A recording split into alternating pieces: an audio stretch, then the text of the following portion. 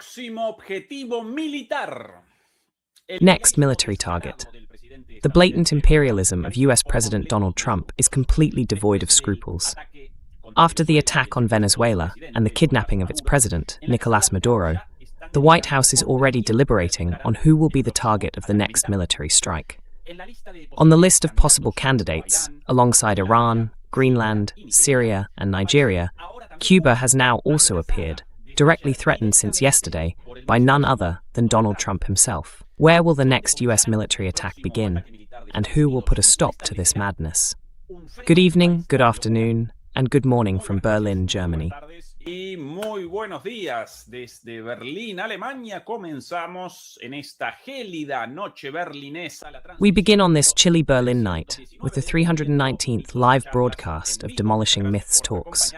Thank you very much for joining us, and remember to give us a thumbs up to fight censorship. Also, don't forget to follow us on our social media, Facebook, Instagram, and TikTok. And of course, remember to support us on our recently launched Patreon channel, which keeps gaining more followers. Speaking of madness, joining us from Madrid, Spain, surely on a chilly Madrid night as well, is Mr. Fernando Moragon. Hello, Fernando, how are you? Fernando Moragon. Hola, Fernando, ¿qué tal? Hola a todos, buenas tardes, buenas noches, buenos días, allí en la parte del... Hello, everyone.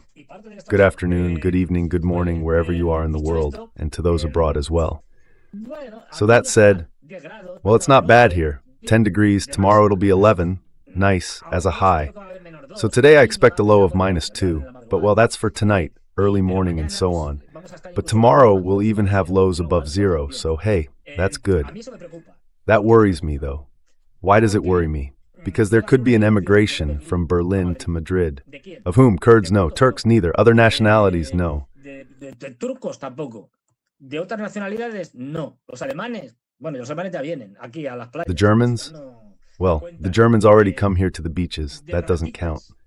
About little rats? Let them come to warmer places, seeing that life is better here for that kind of tourist. And since we also have a lot of trash, well, you know.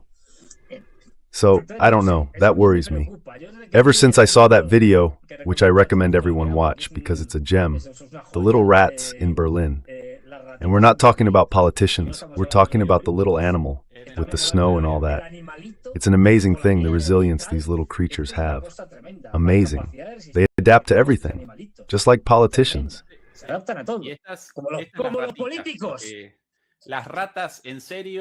The rats, seriously, the big rats, all of them, in the German government, in the big corporations, in the decision-making spaces of this blessed country. 10 degrees now in Madrid, Fernando. Well, here it's -10. So, more or less, we're in the same boat. Yeah, but no. I mean, do you go out with those temperatures? I wouldn't go out, especially not on the weekend.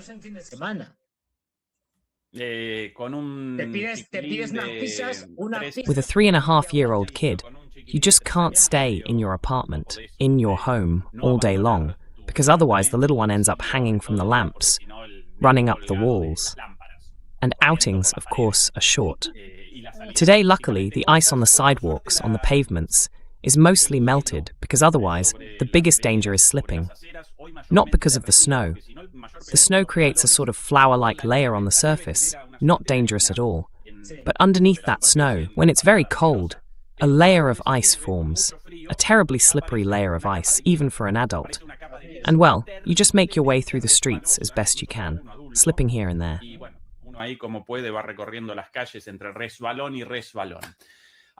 Speaking of slip-ups, Fernando. Speaking of ice, of madness. Like that saying, we were few, and then Grandma gave birth. Well, we were, and then Cuba showed up. The Cuban brothers appeared, but not by their own will, rather because of the aggression of this disgraceful man, Mr. Donald Trump, who posted the following just a few hours ago.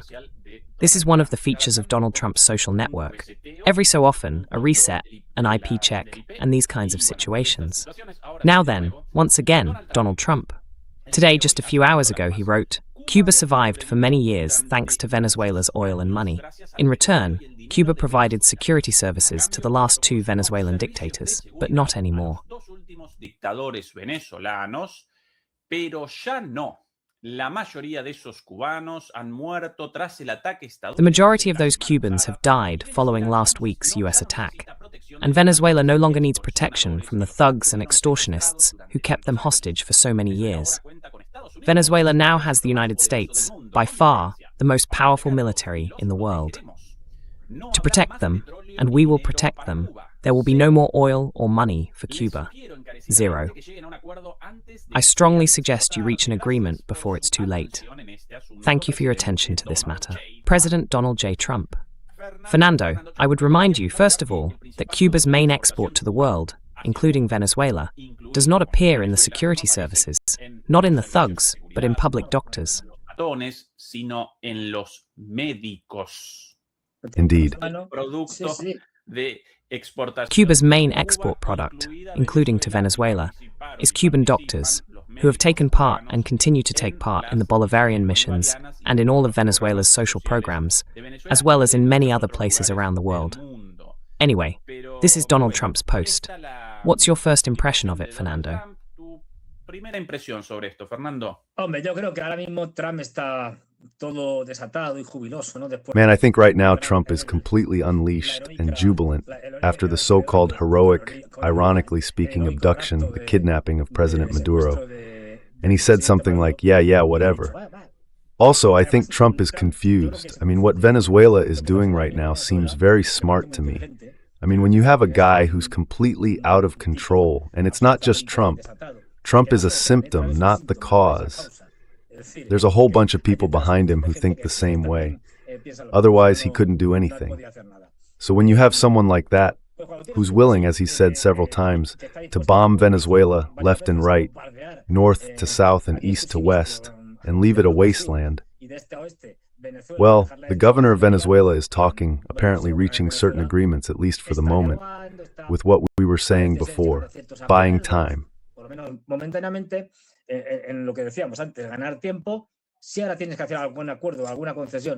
you have to make some kind of deal or concession now, that's fine, because time is on Venezuela's side, while time works against the United States as an imperial power. And above all, because as we've been pointing out, the focus shifts quickly. That is, now they're talking about Cuba, about Mexico, too, saying things like we're going to send in ground troops and so on to end drug trafficking and whatever else. Greenland, Iran. In other words, the focus changes, so they won't be concentrating so much on Venezuela anymore. We'll see who's next, and from there, well, you can more or less manage the situation until the North American empire keeps cracking and deteriorating further.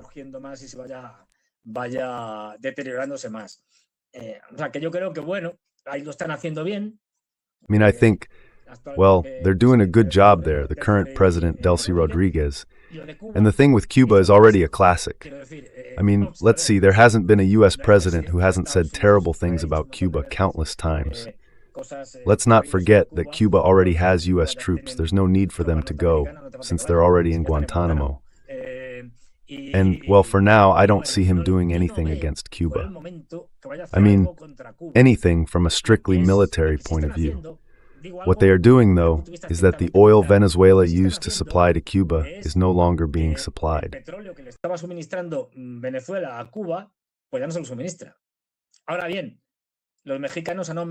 Now then, the Mexicans have increased their oil supply. So in principle, it seems that the Cubans will have oil, at least until Trump comes along and starts meddling with the Mexicans. But that's another story. That is, I don't see him getting involved with Cuba for the moment. It's not a priority. It's not an urgent problem for the United States. In other words, he has to go after what truly harms China, mainly, and also Russia, but above all China and that, let's say, what is now commonly called the axis of resistance.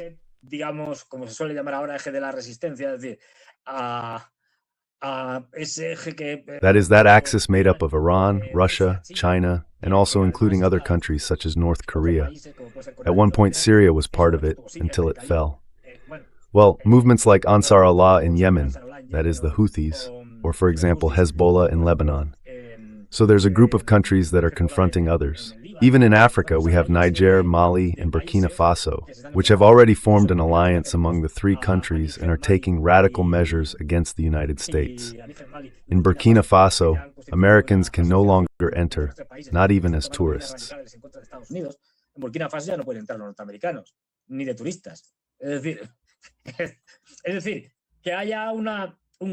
That is to say, there's a group of countries that are reacting, more or less connected to each other, in different ways, showing resistance to the American empire. From the standpoint of Trump's strategy and his aim to harm that group of countries, the logical move is to attack that triangle, so to speak, that controls Eurasia, especially Asia, which is Iran, Russia, and China, through its weakest point. As they did in the past during the War of the Rosadias, I think Iran is the one most likely to be targeted. We'll talk about Greenland later, but the thing is, nothing is really needed for Greenland. I mean, since Greenland is Europe or belongs to the Europeans, it's America, but European, Danish, and Europeans are laughable. So for that, nothing is needed.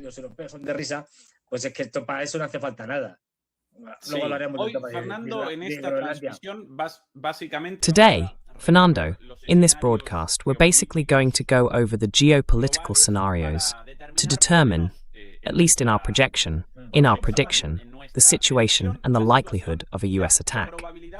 Where will the next attack begin? That's what we need to determine today. We'll start with Cuba because it's the newest topic. To me, it doesn't seem like a plausible military target right now either. If they're going to apply maximum pressure, it will be political and, above all, economic. Also, remember Marco Rubio's obsession with Cuba. Marco Rubio, by the way, was born in the United States to Cuban parents. And from what I've read, Marco Rubio's parents left Cuba in 1956 for economic reasons during Batista's dictatorship before the start of the revolution. Yes. Anyway, here's the response to wrap up Cuba and move on to the next scenarios. Fernando, here's the response from President Miguel Díaz-Canel. Cuba is a free, independent, and sovereign nation. No one dictates what we do. Cuba does not attack. It has been attacked by the United States for 66 years, and it does not threaten. It prepares itself, ready to defend the homeland to the last drop of blood. And knowing Cuba's history, these words are backed by actions, right? They're not empty words. And here, Fernando, is another interesting response from Cuba, finally. Here's Bruno Rodriguez, the Foreign Minister of Cuba. His message: Cuba does not receive and has never received any monetary or material compensation for security services it may have provided to any country. Unlike the United States, we do not have a government that lends itself to mercenarism, blackmail, or military coercion against other states.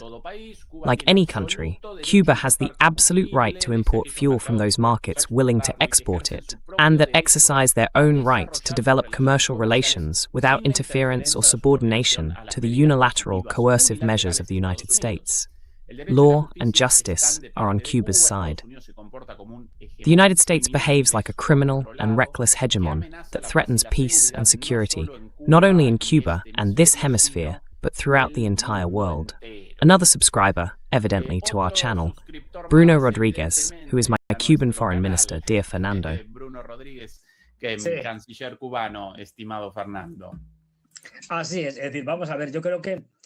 Yes. I mean, let's see.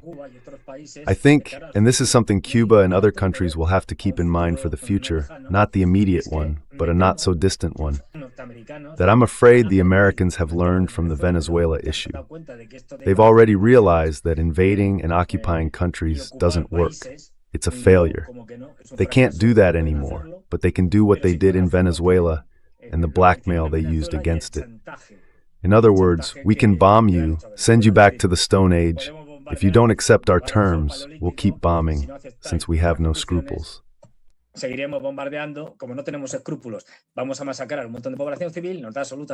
going to massacre a bunch of civilians. We don't care at all. We're going to leave that place in ruins. And if not, just look at what our Israeli allies have done in Palestine. So this is the real blackmail and pressure that the United States is currently exerting on many countries. In other words, look, Antila's orders are nothing compared to mine. We can wipe this out, and besides, you can't defend yourselves. And it's true. I mean, that's just how it is. Few countries have the military capacity to stand up to the United States, as long as the US doesn't make the mistake of getting involved inside that country. That is, from the outside, they can destroy you. I think that right now, as I said, in the case of Cuba, it's not, for the moment, a priority.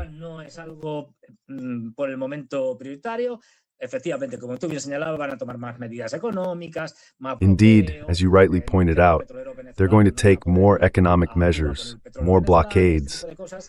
Venezuelan oil tankers will no longer be able to go to Cuba with Venezuelan oil. And this kind of thing will send a message to Mexico saying, no, you either, and so on. But anyway, I think for now they're not going to get involved in Cuba because they have other priorities. I mean, right now, Cuba isn't a problem for the United States, neither from a geostrategic nor a geopolitical standpoint. It's more of a cause taken up by people like Marco Rubio, by exiles, by former Cuban exiles who went to the United States, mainly to Florida. And from there, they're always pushing with the Cuban lobby, pressing for a U.S. military intervention. But honestly, I don't see it happening.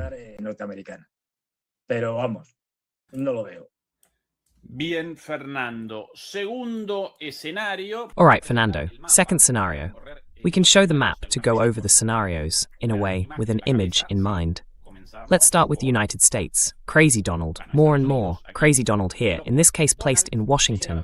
But he could just as well appear in Miami, at his Mar-a-Lago residence, or in New York. All right, Cuba then, just analyzed. Now, Fernando, Venezuela. Second scenario. I think right now, for the moment, things are, let's say... Yo creo que ahora mismo, por el momento, la cosa está, digamos, paralizada en el sentido de que... Paralyzed in the sense that, well, a series of negotiations have been opened. It seems that Venezuela might find, or might seek and somewhat satisfy, this control that Trump is going to impose one way or another. And well, even if he temporarily has control over Venezuelan oil and sells oil to the current government, they're playing a card here. And let's not forget, quite rationally in this case, Trump has decided that it's better to keep the government without Maduro, but still the Chavista government in Venezuela, because the alternative was a disaster. So it's better to have a pressured Chavista government, one you can extract concessions from, than to overthrow it. And this is a card that I think the current Venezuelan leaders are playing well. And they're going to bide their time with Trump. They'll give him some things, they'll concede. They have no choice in some cases. But it will be a temporary concession until Trump gets himself into some other mess and they can have more room to maneuver. For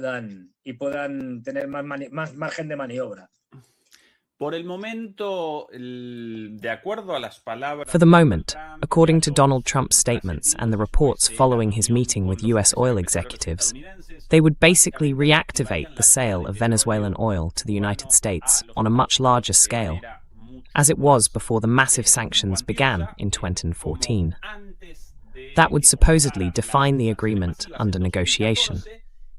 Beyond that issue, there are many versions, but essentially they would go back to 2013, meaning that all the madness of sanctions and harassment against Venezuela by the United States, including the attempt to decapitate Maduro's government, the 100 deaths, everything, would end up returning to the initial situation as an example of the insanity of all US administrations.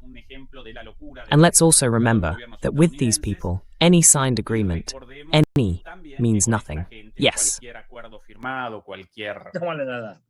Sí, exactamente. Carece por completo de valor. It's completely worthless.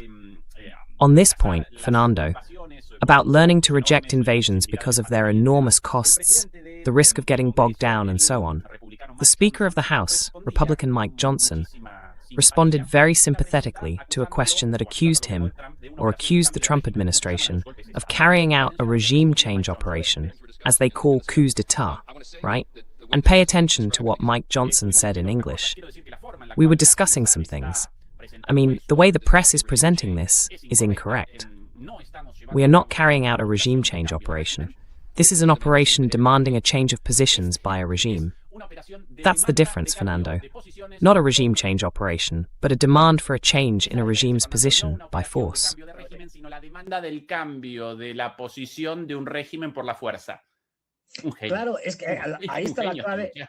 Of course, that's the key. It's cost them several wars, yes. But no, wait. You're right. I mean, it's cost them several wars and losing them, realizing they don't have the capacity to invade. And above all, even if they do invade, you need something essential. You say, well, I invade, overthrow whoever, and I have to put someone in. Once I overthrow someone, this or that president, then I have to put another one in. I need to have an alternative source of power.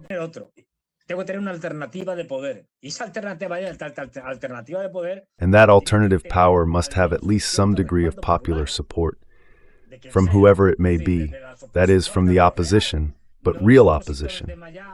Not the opposition in Miami, not the opposition in the United States, who are just a handful of people completely disconnected for decades from their countries of origin and who know absolutely nothing about them anymore, nor have any contact to mobilize the population. In other words, you need to have support. That's the first thing. The first thing you consider when facing a regime change is, let's see, I take down Saddam Hussein, I take down Maduro, I take down Gaddafi, I take down whoever. What's the alternative? Well, Argentina doesn't have those alternatives.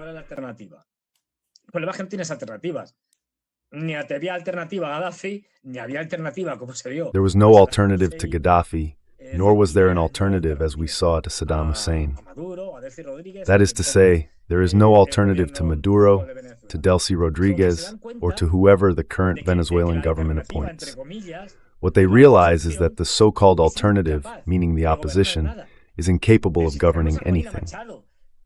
But then we have Corina Machado, who's there in the middle of a debate with the Nobel Prize Committee and so on, telling them they want to give the Nobel Prize to Trump, and the Nobel Peace Prize jurors telling her no, that they can't give it to him, that it's non-transferable, that they can't just hand it over, that no. It's turning into the most ridiculous spectacle imaginable.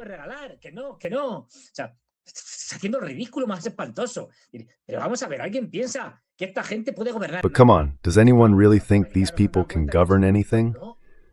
Of course, the Americans have realized and said, no, not this. That is, I'd rather leave more serious people the current government because you can negotiate with them. That's control in the country. If we put in the other bunch of corrupt, crazy, fanatical people, well, they're not going to control the country. And I want to have Venezuela's oil, right? A country thrown into chaos, impossible to govern. So, well, I prefer this. What Mike Johnson says is, no, we don't want a regime change.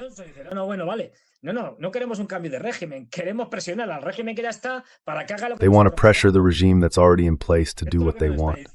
That's what they're telling us. So, well, I mean, obviously it seems they've learned something from their past military adventures, and that's what they're up to.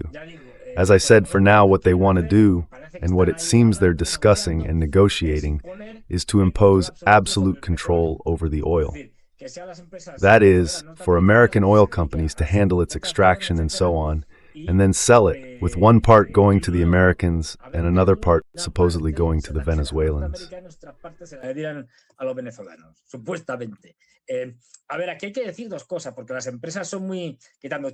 Let's see. There are two things to say here because companies are very, except for Chevron, which has been working there for a long time, the rest of the American companies that left a while ago are saying things that are quite reasonable from a business standpoint. That is to say, no, look, let's see. In Venezuela, I'm simplifying, there are two major oil-producing areas. The one around Lake Maracaibo, which is where the Chinese, for example, are now doing exploration and so on. Most of Venezuela's oil comes from there. This oil isn't as heavy, it's lighter than the extra heavy crude from the Orinoco Belt. But of course, this one, let's say, is smaller. And these are deposits that have already been quite exploited. There's not that much left either.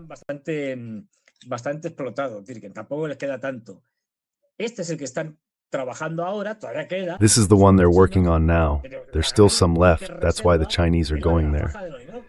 But the big hyper-reserve is the one in the Orinoco Belt, and practically nothing has been done there. That is, the companies are saying, look, if we go there tomorrow, we'll start doing explorations to see where the deposits are, to assess the extraction capacity of each one, how many barrels we can get, and so on.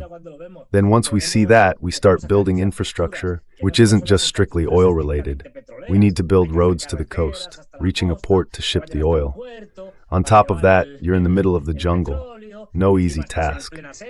And you say, well, at the very least, to start producing, 10 years in the best-case scenario, more likely 15. That's what they're telling him.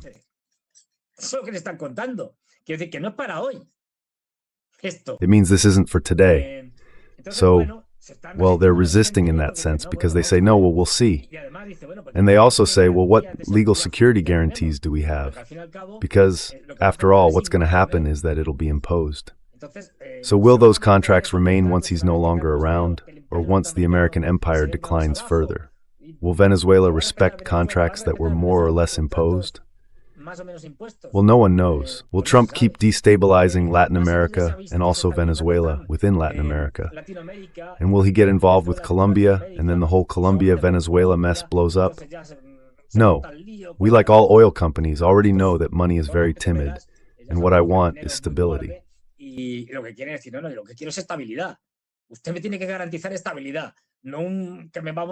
have to guarantee me stability, not come here and make a huge mess and turn everything upside down. Half of Latin America. Well then no, in that case we're not going. That's what they're up to. So, well, we'll see, but I think it will take time, and yes, they'll have to make concessions in Venezuela, but I think they're doing fine.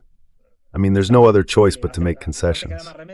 It's a good strategy, because what you need, as we said from the beginning, back when we were talking about the almost indirect kidnapping, well, practically at the same time as Maduro's kidnapping, is to buy time.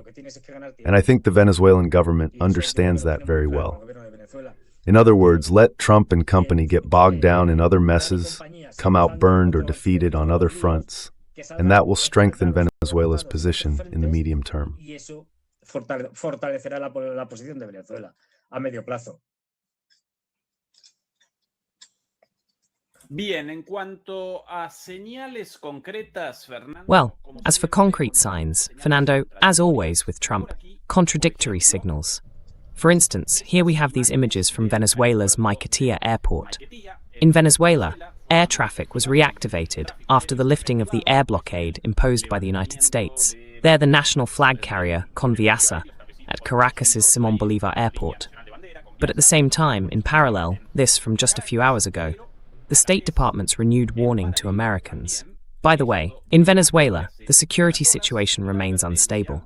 Since international flights have resumed, US citizens in Venezuela should leave the country immediately. Before departing, they should take precautions and stay aware of their surroundings. There are reports of armed militia groups, known as colectivos, setting up checkpoints and searching vehicles for evidence of US citizenship or support for the United States. Stay alert and exercise caution when traveling by road.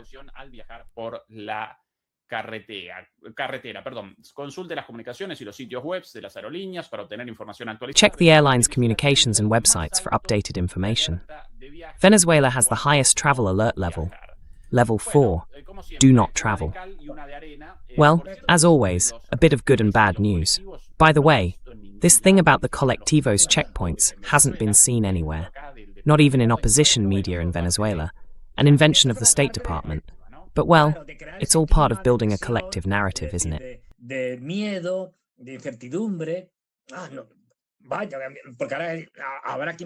Well, because now there will be people thinking, look, they're saying the Americans should leave, that means they're going to bomb again. But no, I mean, it's just about creating that tension. That's also done with statements like this. So we shouldn't give it too much importance either, because it's not visible, as I said, it's not visible right now. And what Trump is saying is exactly the opposite. He's saying that, more or less, things are fine, that negotiations are underway, that sort of thing. In fact, the main problem we have right now regarding Venezuela is the issue of the so-called shadow fleet of Russians, Chinese, and so on. Well, the Chinese, in the shadows, the oil tankers going to Russia and China. Right now they're changing their flags and heading to Russian and Chinese ports to avoid being seized. But anyway, this would be, in quotes, the most problematic thing for Venezuela. Bien, Fernando, próxima escala después de Cuba. Well, Fernando, the next stop after Cuba and Venezuela, the last stop in the Americas, in beloved Mexico. You'll recall Trump's statements from 2 days ago, claiming that his administration's policy had reduced the entry of drugs into the United States by sea by 98.7%. But now they should begin, or rather they would begin, not should begin, but would begin, attacks on land targets linked to drug trafficking in Mexico, with the threat of military action on Mexican soil. This is President Sheinbaum's response from Mexico. Claudia Sheinbaum responded as follows. Sheinbaum respondía de esta manera.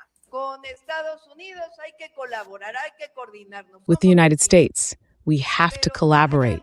We have to coordinate. We're neighbors.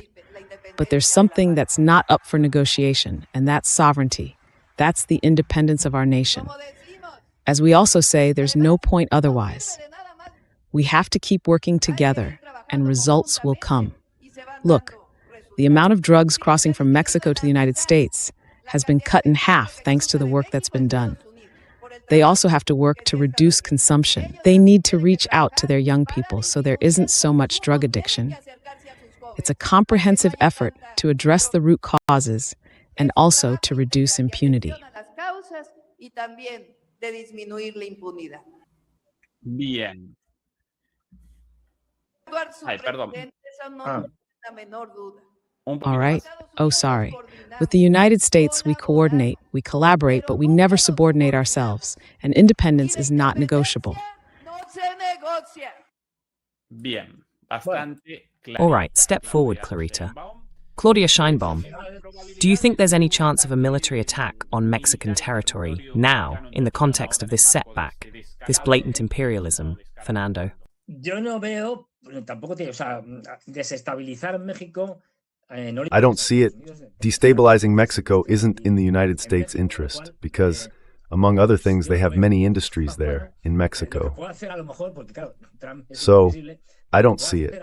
Well, what they might do, maybe because of course Trump is unpredictable, what he might do perhaps is eliminate part of the competition. I mean, because the cartels in Mexico and so on, well, aside from their clashes and all that, they negotiate and send drugs to the United States through multiple routes, but all of them, let's say, practically official.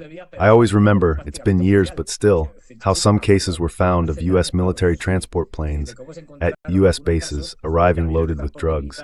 Norteamericanos en bases norteamericanas que llegaban cargados de droga.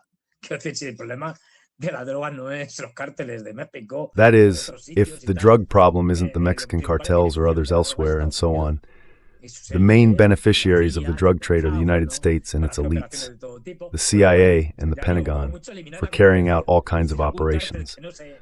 So as I said, at most, it's about eliminating the competition, meaning some cartel that isn't in cahoots with the Americans and they say, well, let's take these guys out. But beyond that, I don't see it. I mean, destabilizing Mexico is nonsense. It's your neighbor. You'd trigger a massive wave of migration if you start acting recklessly. I don't see that as feasible, at least initially. Let's see, we're talking about Trump. I mean, we'd have to see, I don't know as much about it, what the Latino lobby there might want in terms of Mexico meddling in it. I don't think so. As I said, it seems suicidal to me, it seems absurd.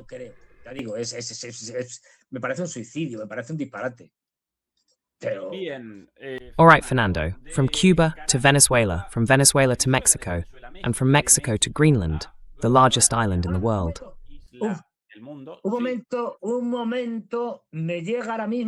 Wait a moment, I'm just getting right now. I've got the computer here. A very important statement from TASS.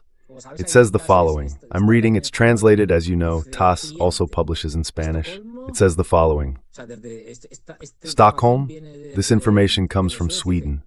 The Danish newspaper Handelsstudent reports rumors that Denmark and the United States are negotiating the sale of Greenland to the United States. The newspaper notes that Americans are increasingly interested in Greenland and that the U.S. envoy to Copenhagen made a long trip there this summer. This summer, U.S. military planes have been visiting Greenland frequently, and numerous depots have been established there with all the equipment needed for air transport.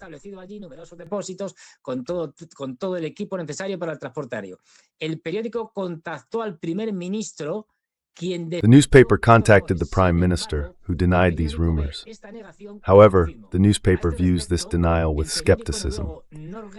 In this regard, the Norwegian newspaper Norges Handelstidende recalls the 1916 denial by the Danish Minister of Finance of the report about Denmark's sale of 3 West Indies islands to the United States. When the sale became a fait accompli, the minister justified his stance by saying that disclosing the operation was not in the interest of the state. It is worth noting the recent growing interest of the United States in Greenland and that of England and Iceland. This is something new. Both islands are of great strategic importance, especially for transatlantic air transport. And this news, as I said, very important, is from TASS and dates back to October 3rd, 1934. So it's not new. It's not new.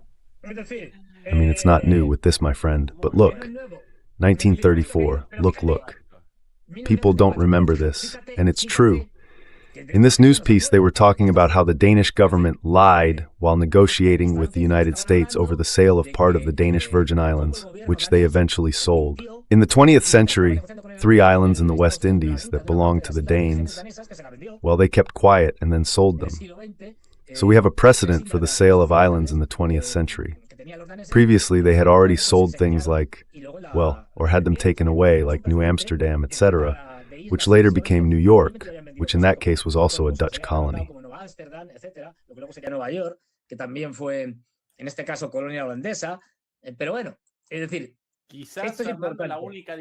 Well, I mean, maybe the only difference from the present regarding the British Empire's will to conquer Iceland. Yeah, by the time 10 years go by, I don't see it, you know? I just don't see it. The British authorities, but why not? Why not? With a bit of imagination, the United States itself, after Greenland. Why not Iceland, dear Fernando? All in the name of American security, right?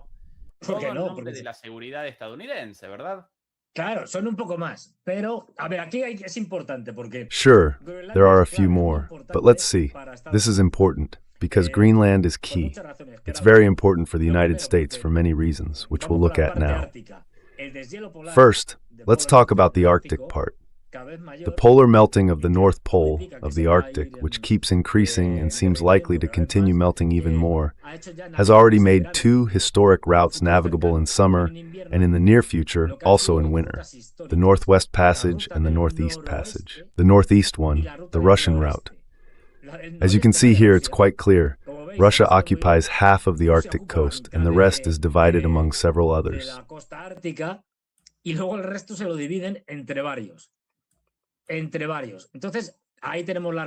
So there we have the routes. These passages are now open in summer, and of course that means, look, in the case of the northeastern route, the one that goes through Russia, it allows you to travel from Europe to Asia, that is to China, Japan, South Korea, and so on. Well, it cuts down travel time a lot, the number of travel days, and it also has an advantage. There are no problems because the entire route is practically through Russia. So, since it goes through their territorial waters, there are no issues. Of course, in the case of the Americans, they only have a small portion, which is Alaska.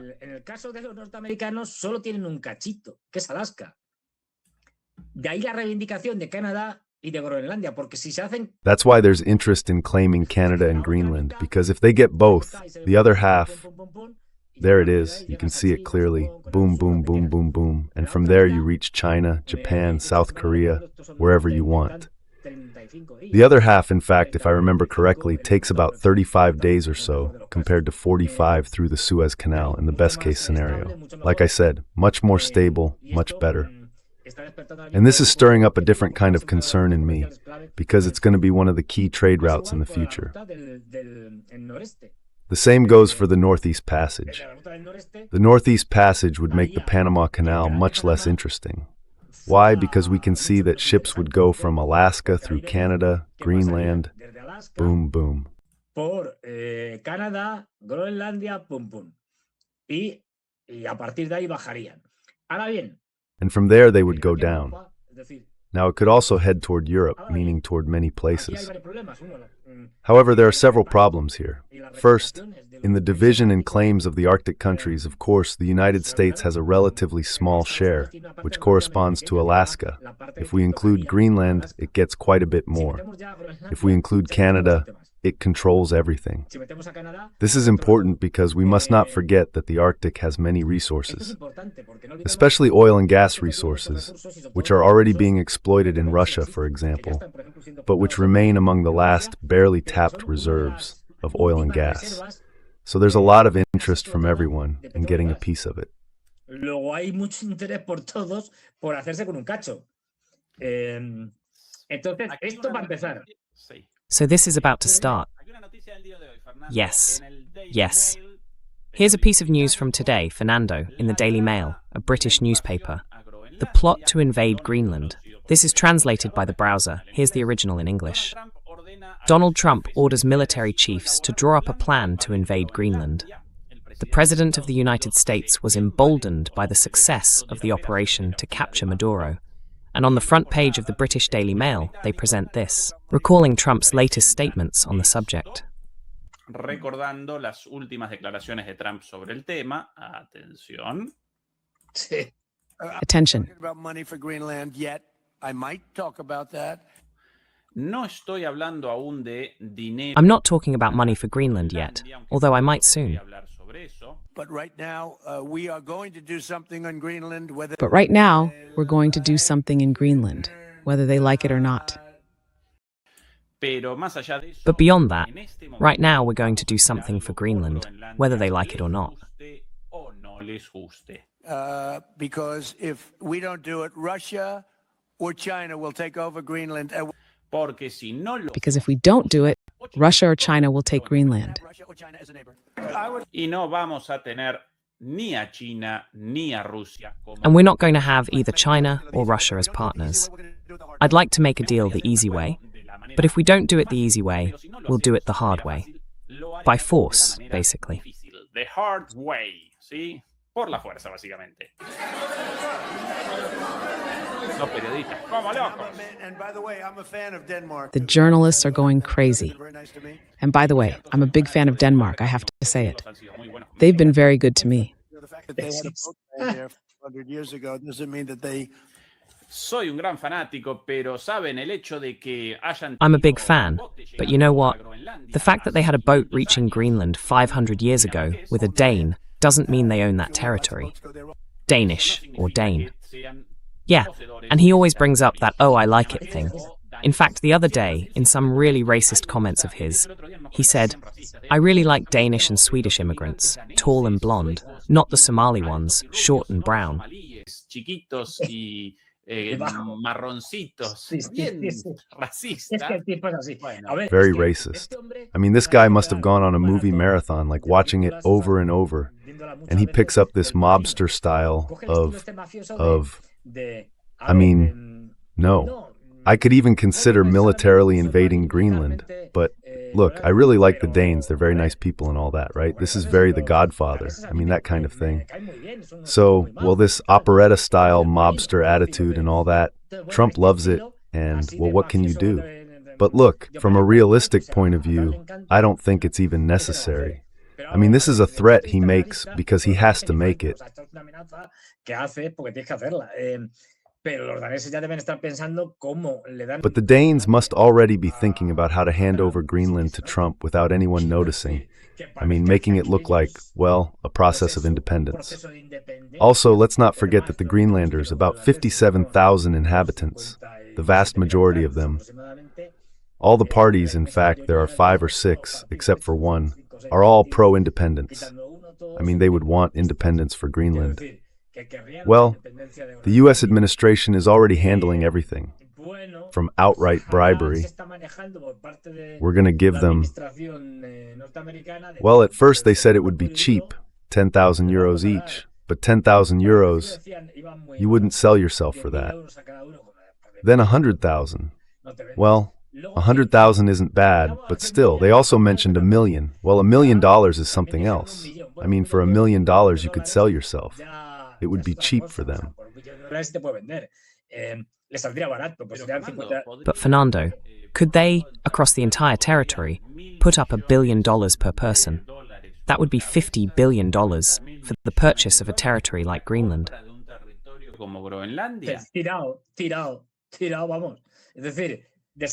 Cheap, cheap, cheap. Let's go. I mean, a bargain.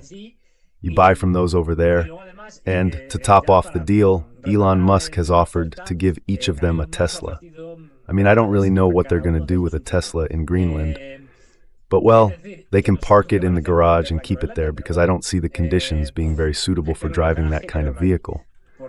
But anyway, yeah, I mean, if you want, Denmark's and Europe's weakness right now is such that he can do whatever he wants. And he doesn't even need to invade.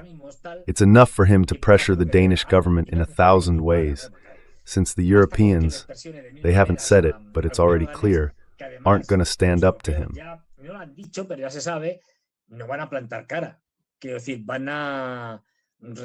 I mean, they're going to backtrack, they'll come up with excuses, they'll look for arguments to disguise it. But as I said, if he wants to keep Greenland, he's going to keep it. It's something easy. This really is easy. And it also lets him score a point.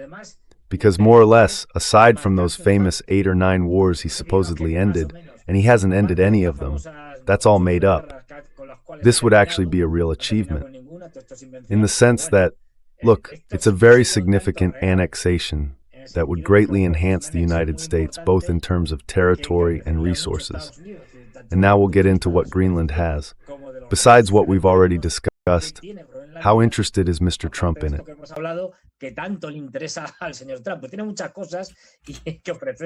Well, it has a lot to offer. Besides having a small population, people can go there if they want and move around without much trouble, since there aren't many of them. It's still very interesting. The Americans already have a base in Greenland. Thank you very much. I mean, it's not a matter of... Here's a little map, Fernando, much more interesting. Of course, I find it funny when people say the Chinese and the Russians are going to invade it. Well, nobody believes that. They're not going to invade anything. The Russians aren't about to invade Greenland. And the Chinese, come on, look where Greenland is, right next to China. No, they're not going to invade anything.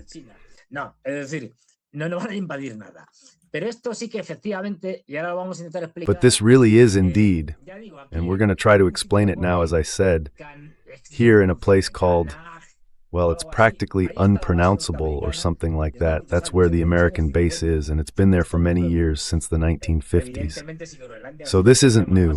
Obviously, if Greenland belonged to them, they'd build more bases, but there's no need to have 200,000 of them. So let's not forget, Greenland is already, as part of Denmark, a NATO country. It could be quite something if in the end this goes forward, the leader of NATO, so to speak, taking over part of the territory of one of NATO's own members. That's going to be quite a show. Anyway, let's get to it.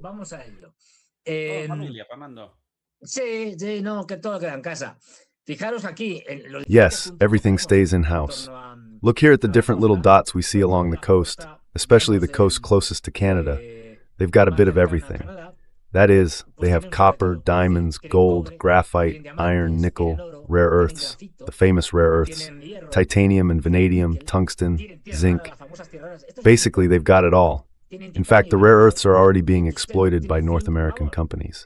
The thing is, because of the environmental problems that come with that, there have been protests from the local inhabitants, who, let's not forget, are mainly, if I remember correctly, Inuit, Eskimos, in quotes, so we understand each other.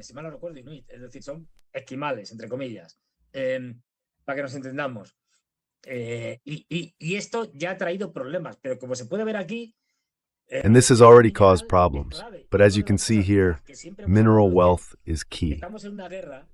And one of the things we've always talked about is that we're in a war in which the empire is trying to maintain control over energy and strategic resources. So Greenland has everything. It would allow greater access to the Arctic to exploit energy resources such as Arctic oil and gas. But at the same time, it would gain a lot of strategic minerals that are currently in the hands of countries like China, giving it an opportunity to exploit them heavily and thus try to break China's monopoly on rare earths.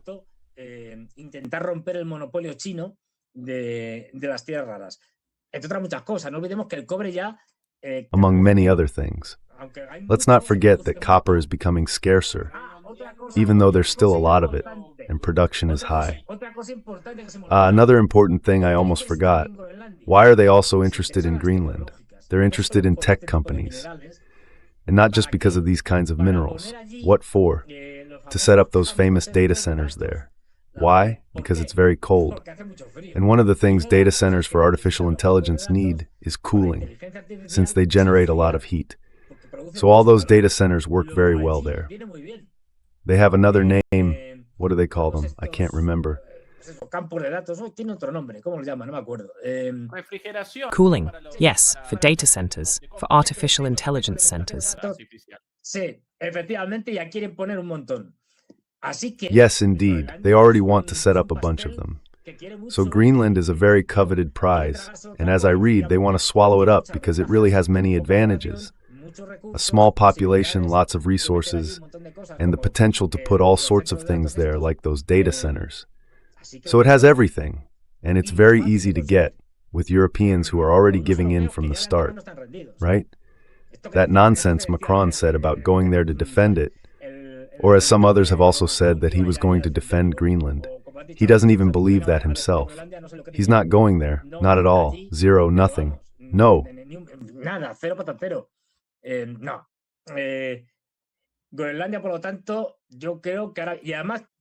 Greenland. Therefore, I think that now, and moreover, it seems that sources from Washington and elsewhere are indicating that yes, just as you said at the beginning of his term, of this second term, now, given the circumstances, he wants to score a point ahead of the midterm elections, something he can showcase. And besides, Stephen Miller, who is a Trump advisor, has made some very harsh statements, saying that we're going to get this one way or another, that they don't care what the Danes say. So this is actually quite feasible. It will basically depend on how interested Trump is and how much pressure he's willing to put on the Europeans. But really, if he's interested and willing to apply pressure, he's got it in the bag.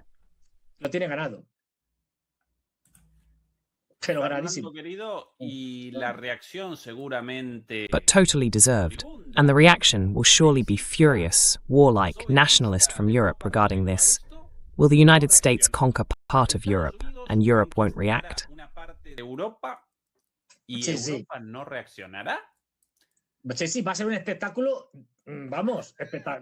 Yes, it's going to be quite a show. Really magnificent, extraordinary. Well, let's see, it's the end of NATO, I mean. Something Trump couldn't care less about. In fact, it suits him, he's anti-NATO. Because one NATO country attacking or taking over the territory of another NATO country would be total chaos, the height of absurdity. So, well, we'll see. Because it would also be a humiliation for the Europeans. As if we haven't been humiliated enough already, right? With the tariffs and all that. Von der Leyen standing there, putting up with everything Trump threw at her. Well, this would be the ultimate. And what I fear is that in the end, the Europeans would say something like, this is Russia's fault, which has nothing to do with it, but still, they'd go that route.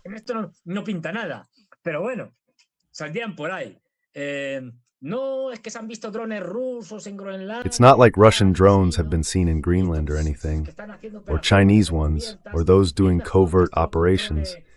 And it's better for the US to take control of this, to defend Europe more effectively, since they have more capabilities. They could make something like that up, I mean, but come on. This is going to be hilarious. I mean, the rest of the world will be laughing their heads off, cracking up at the Europeans who, as I've always said, are already in a state of absolute irrelevance. They're nobodies. The United States ignores them. I was going to say something outrageous, but anyway. In short, they kiss Trump's behind, and Trump utterly despises them, because one of Trump's traits is that he deeply despises servility. That is, he has servants and vassals like the Europeans, but he mistreats them. He's an abuser of his vassals precisely because of that, because they're nobodies. He respects strength. He doesn't respect weakness. Bien, Fernando, salto de... All right, Fernando, a leap, a somersault, toward. Maybe before Iran, and by the way, let me recap what we've discussed so far. Venezuela, on its way to a so-called normalization. Cuba, an escalation seems unlikely. Mexico, same thing. Greenland, a US action is highly probable. How about before Iran, we take this somersault to present a bit about the likelihood of a confrontation, either here in Syria or here in Lebanon. We can show it with today's footage, courtesy of our friends from the sister Telegram channel, Wars and Geopolitics.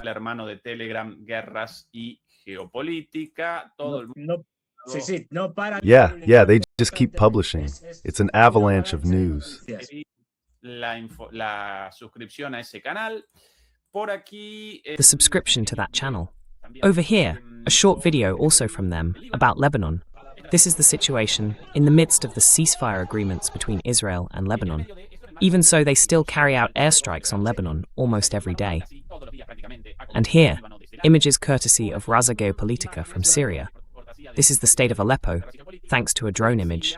In the context of clashes between forces loyal to the regime of Golani's beheader and various opposition groups, some of them other ISIS factions of the Islamic State, and in other cases, simply minorities defending their positions, all heading toward a civil war, as we have predicted here so many times, and every now and then, of course, an Israeli attack.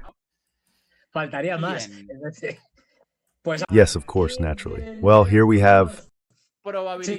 Probability of an attack, of a US move here, beyond the specific strikes following the attacks on US soldiers carried out by ISIS.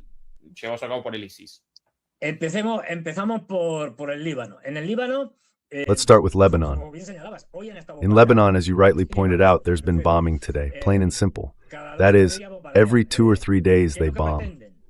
What are they trying to do in Lebanon? To provoke Hezbollah. Provoke Hezbollah in order to start a war against Hezbollah that would force Iran to intervene in Hezbollah's favor and justify a war against Iran. That was the initial idea. Then they launched the operation of the protests in Iran. We'll get to that in a moment. And they said, well, maybe we need, let's say, the indirect route of provoking Hezbollah, and from there the Iranians would have to intervene. Maybe we'll intervene directly, or Iran will.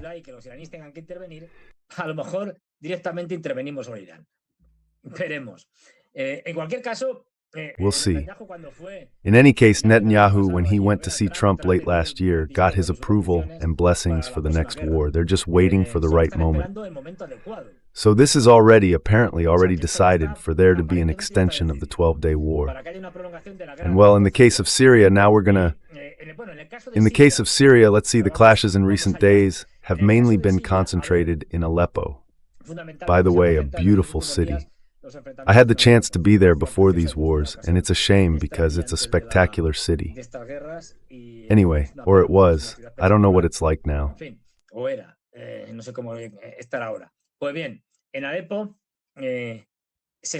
Well, in Aleppo, as you rightly point out, some factions were fighting each other. Let's say the faction of, I can't remember the initials, the STF or something like that, the government one, Al-Julani's people, Al-Julani's jihadists. They were basically fighting other jihadist groups and also the Kurds. Let's not forget, in fact, they were, I think they had practically taken the Kurdish neighborhood of Aleppo. Let's not forget one thing, that here we have more or less Turkey with its own jihadist groups there, various guerrilla groups, that Turkey has more or less supporting Al-Julani's government as opposed to Israel, which is supporting the Kurds and the Russians.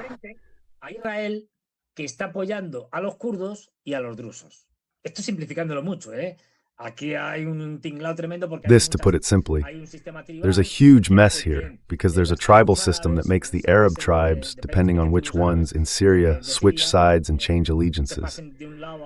But anyway, that said, what we're seeing in Syria is an increasingly indirect confrontation between Turkey and Israel, as was predictable, by the way.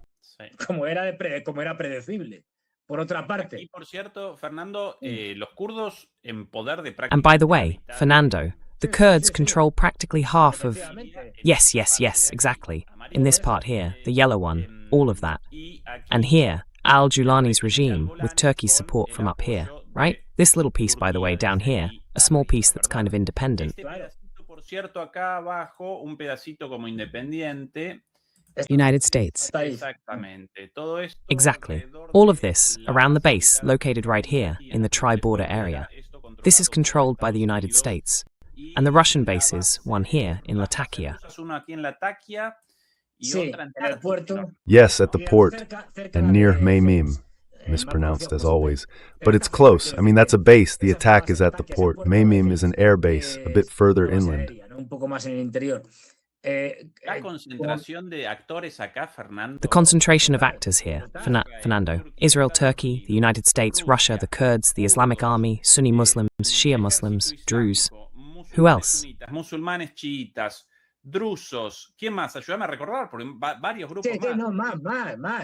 Help me remember, there are several more groups. The jihadists, both from al-Nusra and ISIS. ISIS operates independently, are out there in the central areas trying to take things back. Well, among others, guerrillas formed in support of one side or the other, jihadists of nationalities outside al-Nusra, for example, outside Syria. To name known cases from Central Asia, there are the Uzbeks, who have their own jihadist group. And also, and this greatly worries China, there's a large group of Uyghur jihadists there. And there are fears that the Turks and the British might somehow end up sending them to Sheikh Mahmoud.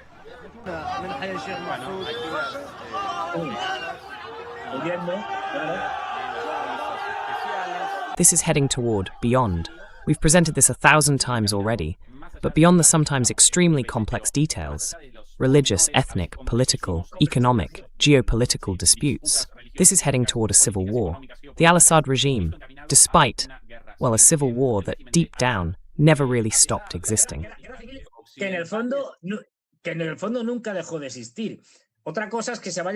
Another thing is that it keeps increasing. As soon as they came to power, for example, one of the things they did, and Julian and company are still doing it, was to launch a campaign to exterminate the Alawites.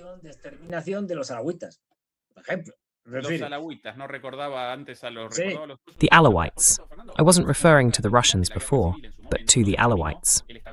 By the way, Fernando, the end of the civil war at the time was determined by the establishment of the Ba'ath regime, basically al-Assad's father, and that created something resembling, if not a democracy, at least a system of coexistence among all groups under this Syrian nationalism that respected religions, ethnicities, and minorities. Until the Islamic Army, the Islamic State backed by the United States, largely brought about its destruction. Well, ultimately as a blow against Russia, and also with the goal of seizing a good part of it for Greater Israel. Before that, as part of an attack on an ally of Iran. Basically at random, right? That's the situation.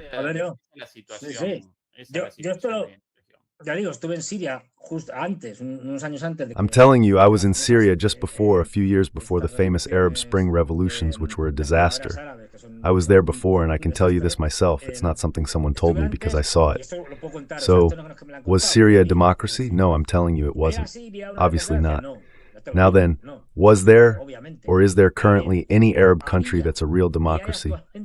None. Zero. I'm telling you. Absolutely none. So we're in a situation where Arab populations, for one reason or another, haven't been able to achieve what we'd call liberal democracies.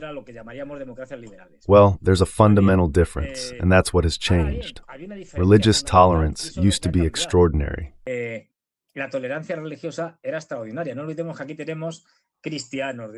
Let's not forget that here we have Christians of different denominations, Armenians and so on.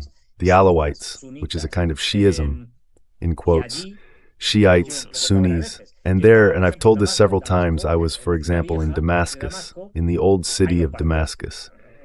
There are two parts, the Muslim part and the Christian part.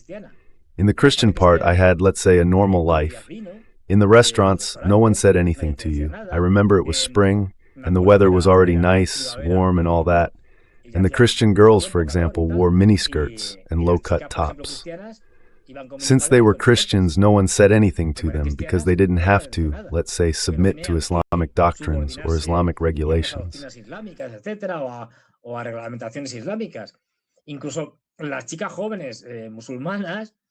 Even the young Muslim girls, well, yes, they wore a kind of smock and a little scarf on their heads. But I remember it was funny because you could see their jeans underneath the smock. I mean, it was also right around Easter. And they were rehearsing and already holding Christian processions of different denominations, Orthodox and so on.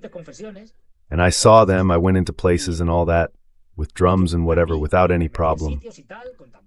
Everyone there was practicing their religion, carrying out their religious expressions, their rituals and so on. And the religious tolerance was extraordinary. That has been lost, obviously. That was something very few Arab countries could, let's say, boast about back then. Certainly not Saudi Arabia, the United Arab Emirates, Qatar, or any of those. Religious tolerance, definitely not.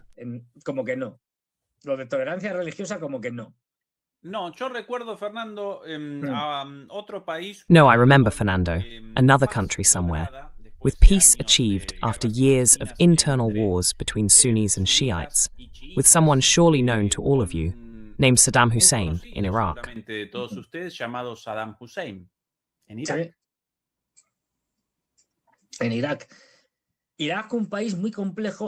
In Iraq, a very complex country. The thing is, of course, when you look at the maps from before the colonization of this whole area, you can't forget that both Palestine and Iraq, as well as, for example, Kuwait, Oman, the United Arab Emirates, or what would later become South Yemen, all of those were British colonies, either protectorates or mandates, established after World War I by the League of Nations. Syria and Lebanon were French mandates. In other words, that entire region consisted of European colonies, drawn the way they were drawn. You only have to look at Iraq's border, made with a ruler, except where you come across some geographical feature and say, well, okay, there are some mountains here, a river, so I'll put it here.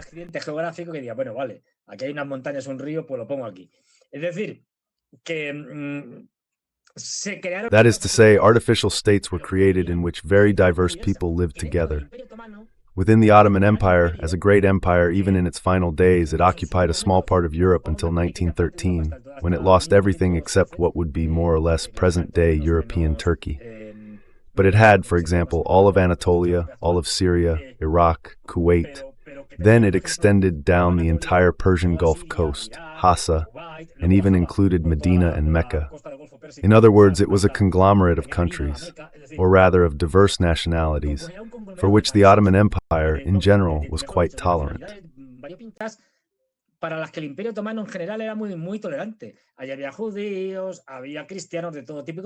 There were Jews, Christians of all kinds and backgrounds, Muslims, Shiites, Sunnis. The Ottoman Empire had problems with that, and they lived relatively well until World War I and the infamous Armenian genocide carried out by the Ottoman government of that time, which came from the Young Turks and Turkish nationalism. But until then, well, considering what an empire is, there were much harsher ones from that point of view. Colonization, what it does is create states like Iraq, which are unviable unless under a dictatorship. That's just how it is.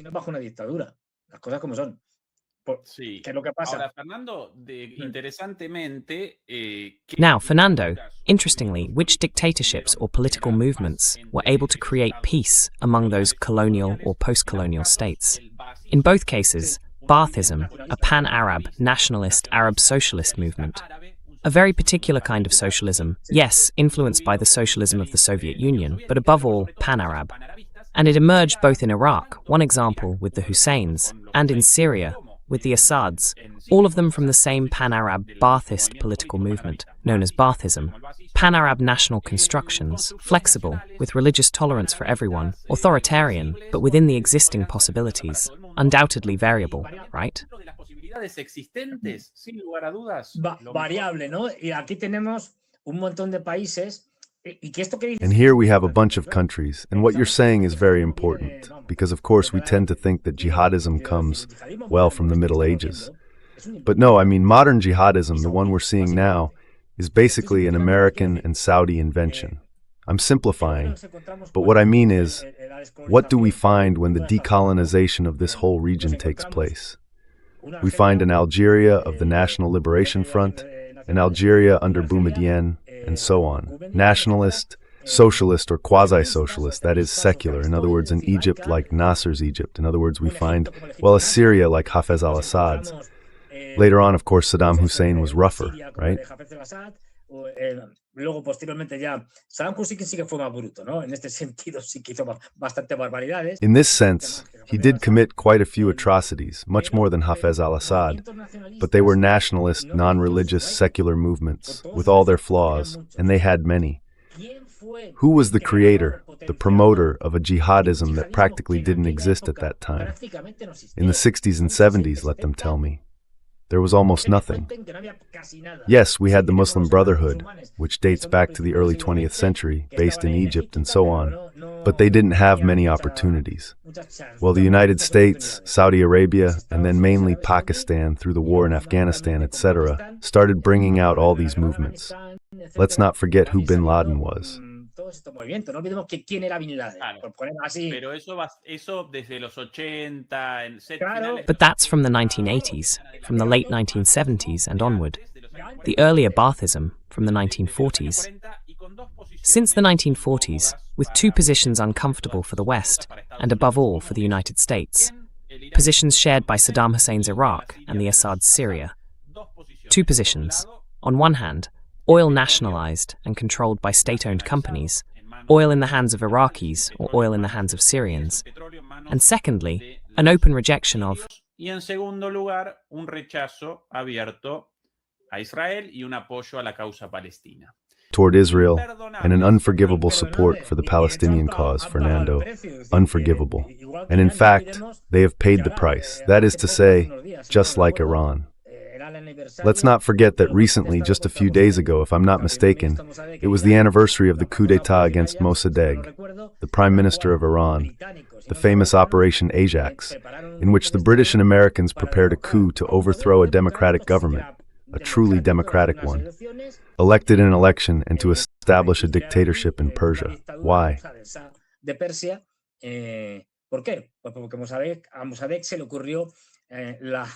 Well, because Mossadegh had the terrible idea of nationalizing Iran's oil. And of course, the oil companies and the rest, well, it had another name over there. I can't remember now. But anyway, British companies were the ones controlling the oil there, and they said no way. And they carried out a coup, the usual story.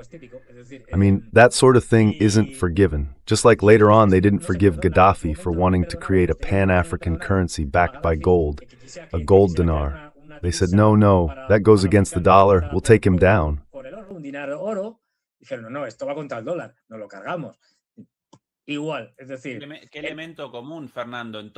Still, I mean, what's the common element, Fernando, in all these scenarios? Venezuela, Iraq, Iran, Syria. Oil and imperial will, first from the British Empire, and since the end of World War II, from the United States. Well, our last leap, Fernando, takes us to Iran, and the possibility there, how likely, of a US attack. Iran, this vast country, now caught up in many protests, also in many demonstrations in support of the government. Here we show some of the images. Yesterday, the situation was already much calmer, but in recent days, there have been many protests and counter-protests. Protestas y contraprotestas, ¿sí? Fernando, querido. Fernando, my dear, look, this needs to be explained because the tendency is to present it as a humanitarian issue. You can see the protests, which have been massive, in almost all the cities of Iran, especially in the western ones. And that's no coincidence, because we need to explain what Iran is like. That is, Iran, although the majority of the population is Persian, I don't know how many, maybe 70 or 80%, has a lot of minorities. Iran must have around 90 million inhabitants now. Well, these minorities, some of them large, sometimes cause problems.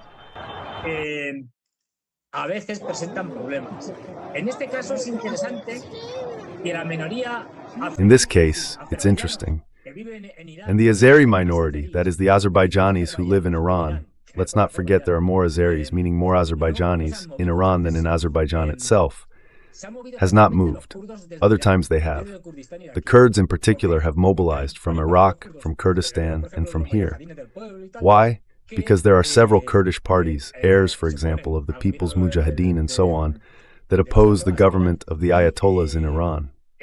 They are funded by the United States and periodically create instability along the border, taking advantage of these kinds of protests to generate, well, unrest, attacks, such as attacks on mosques, police stations, and so on. These demonstrations, Fernando, are happening right now from people who support the government, okay? Careful. There are massive protests on both sides. In fact, this was happening.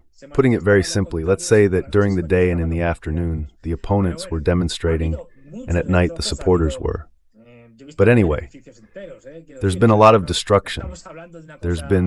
I've seen entire buildings around. I mean, we're not talking about something minor like throwing a few stones, no. In fact, there were shootings, there were armed people. What is all this? This isn't new. Every so often, there are protests that generally have an economic origin, and there are people protesting because the economic situation in Iran is very serious, in the sense that there have been many years of blockade, many years of embargoes, and although Iran has more or less managed to find ways to get around those embargoes, the economic damage is still severe.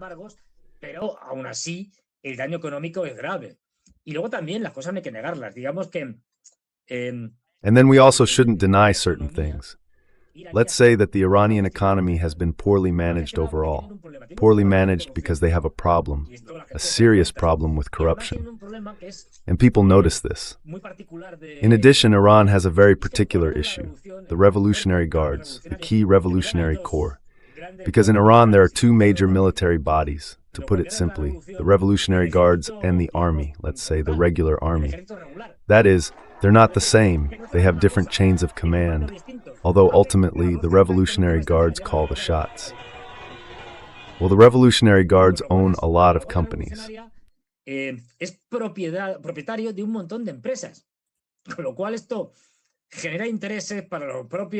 Which means this creates vested interests for the generals themselves and so on.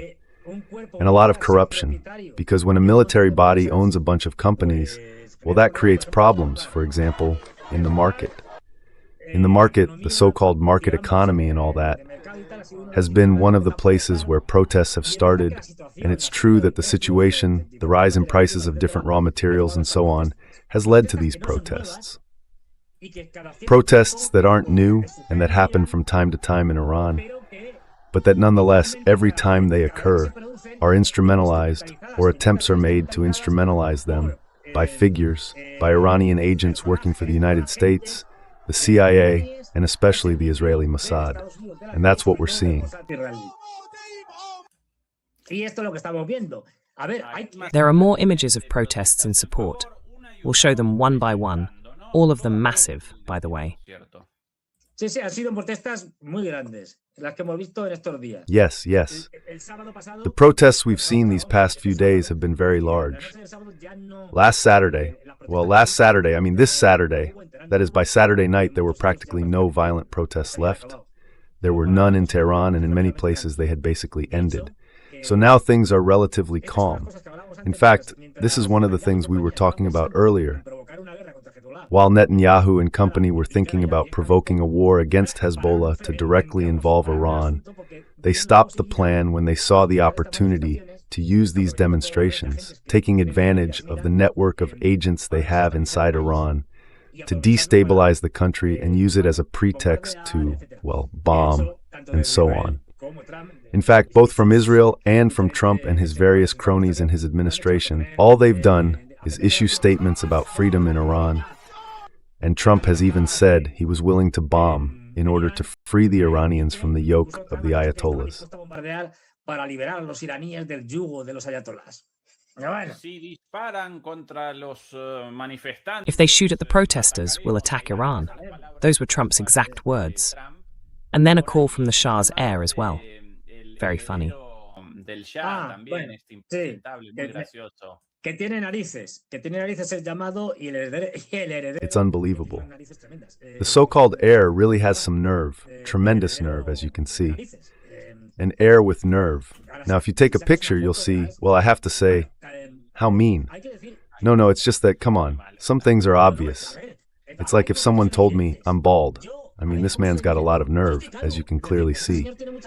But it has its advantages. He probably doesn't have any breathing problems because a lot of air gets into his lungs. Entra mucho aire en sus pulmones. Maybe neck problems, Fernando, because the weight of those airways creates a strong forward lever.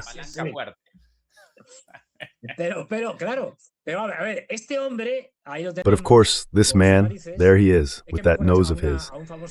He reminds me of a famous poem by Lope de Vega, who had quite a sharp tongue, let's be honest, and used to mock Góngora, right?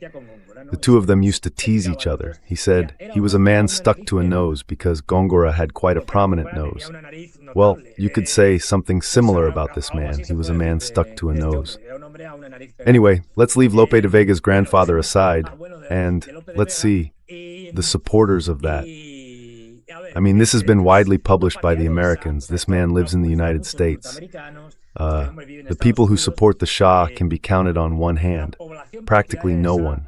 Se cuenta con los dedos de la mano, son nada, 4 gatos, porque si bien hay una posición real Because while there is real opposition to the Iranian theocratic model, there is also a consensus that they don't want to go back to the time of the Shah. What they want is to move beyond the Shah's era and modernize an Iranian regime that is very stagnant. It's true that certain concessions have been made. It's true that the obligation to wear the veil is now viewed with more leniency and is increasingly less strict. But they have faced very harsh situations with the morality police. In short, yes, there are protests, and yes, there is a segment of the population, especially in Tehran, that is more educated. Let's not forget that the number of university students in Iran is very large, and that most university students in Iran are not men but women. Son universitarios, son universitarias. Es decir, la mayoría son mujeres que estudian en la universidad. That is to say, most of them are women studying at the university. Therefore, there has always been, at least since the 90s, you see a movement that has brought reformists to power, often seeking to change the hardline sector of the regime. But that's one thing. And another thing is, as I said, the Mossad agents operating through their networks, trying to destabilize Iran, which isn't new either. It's very old. And taking advantage of, and this is important, what I mentioned before, that there are many ethnic groups in Iran. We have Arabs, Kurds, Azeris, Balukis, and Turkmen. Tenemos baluches, tenemos turmenos. Y bueno, pues muchas de estas son instrumentalizadas y financiadas directamente. Well, many of these are instrumentalized and directly funded by Saudi Arabia, depending on who's involved. By Saudi Arabia, by the United Arab Emirates, by Israel, by the United States, and sometimes by Turkey. So, well, they're remotely controlled in terms of how these networks are used. There's something very interesting to note, which is that these people, or many of them, and the ringleaders have been arrested. The ones who ran the networks and said we need to protest here and there and so on, were communicating with each other. One of the things we've seen is that there was an internet blackout for a couple of days, something like that.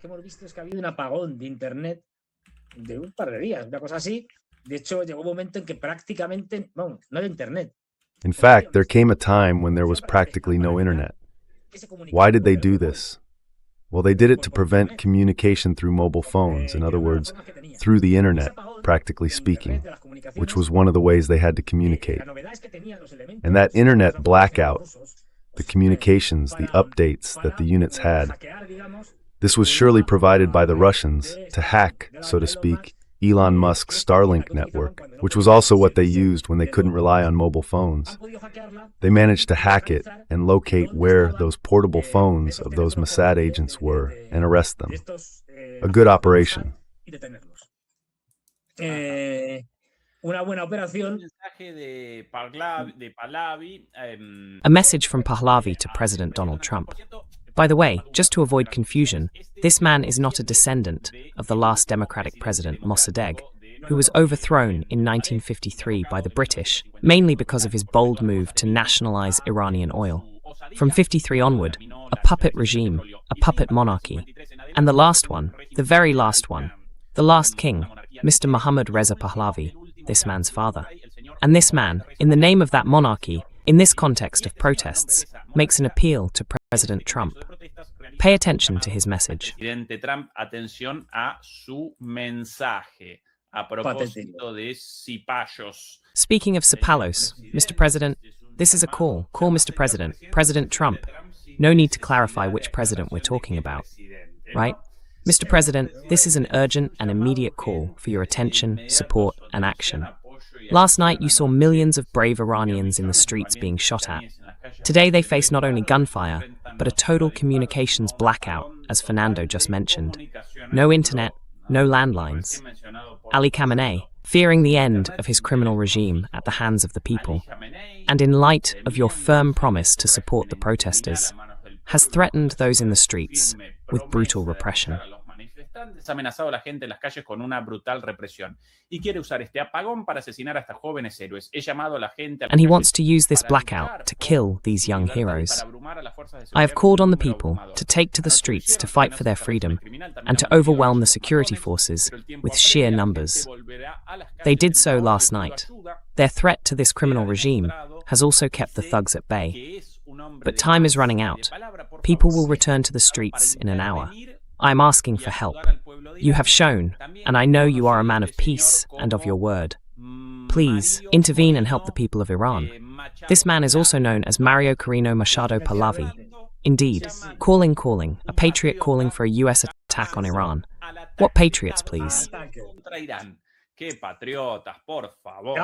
El mundo está lleno de patriotas, de verdad. Es una cosa. The world is full of patriots, really. It's something. Well, look, this man has no place in Iran and no future there, no matter what happens. This man has no popular support or backing from anyone. Now, in Iran, we also have to keep one thing in mind. Even those who oppose the Ayatollah's regime are very nationalist. I mean, it's one thing for me to oppose the current government because I'm against what they preach or because I want a secular regime instead of a religious one. That's one thing. But it's another thing entirely if we're attacked by an external enemy, the United States or Israel. Then we'd say, okay, we're the opposition, but now we unite to fight against them. Why? Because nationalism is very strong.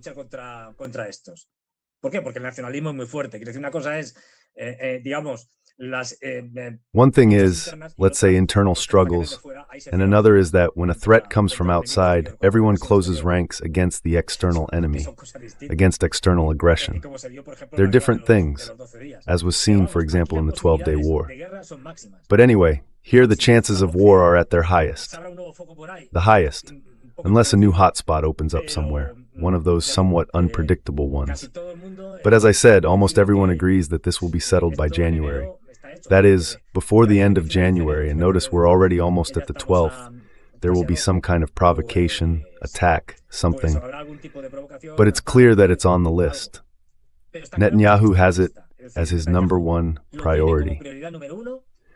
And they have to do it now because they're not going to start attacking Iran when the midterm elections are already near.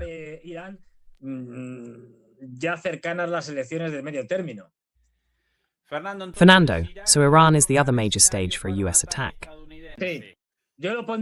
I'd put it at #1, because what's happening with Greenland isn't even going to be an attack. I mean, what's happening with Greenland is practically going to be a gift. #2, Greenland. All right. And then I'd like to... Yes, in the end, the war in Ukraine has apparently become a secondary issue. Well, at least in the media. Bueno, claro, los medios van dando saltos de un sitio a otro, pero es normal. Es decir, well, of course the media keep jumping from one place to another. But that's normal. I mean, besides this, Trump handles it very well because he goes and says one thing, and everyone's like, let's see this, then he goes and says something else. Let's see that. But it's really interesting. I mention it because this is going to have major repercussions. We'll be talking about it a lot this year. And there's a huge head-to-head confrontation between none other than Saudi Arabia and the United Arab Emirates.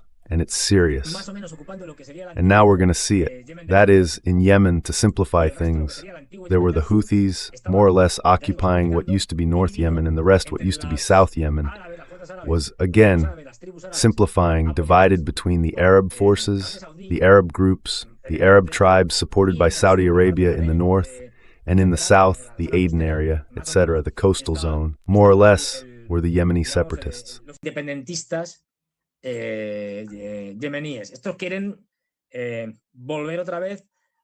These people want to make South Yemen independent again and create a new state there. Well, they're backed by the United Arab Emirates. They were backed by the United Arab Emirates. The others by Saudi Arabia. So the UAE used its proxies to launch a campaign against the Saudis' proxies. At first they had major successes, even capturing oil-rich areas and so on. But the Saudis eventually counterattacked. They even attacked ports, not the port of Aden, if I remember correctly, but other ports maybe, I don't quite recall, launching a counteroffensive with their proxies. Hicieron un contraataque con sus proxies. Ese contraataque acaba de... That counterattack by the Saudi Arabs, yes, those from the Emirates, has completely wiped out the United Arab Emirates proxies, to the point that they've been humiliated because the UAE has had to withdraw from there. They had troops in the area and so on, even on the island of Socotra, which is an island over there that was strategic. Well, they've had to leave with their tails between their legs. They've lost everything. And right now, Saudi Arabia controls both the part of Yemen it already held and the part the United Arab Emirates had. They've driven them out. In other words, they've destroyed them. But the confrontation goes even further, because the next step, already announced by the Saudis, is that they're going to expel the Emiratis from Sudan.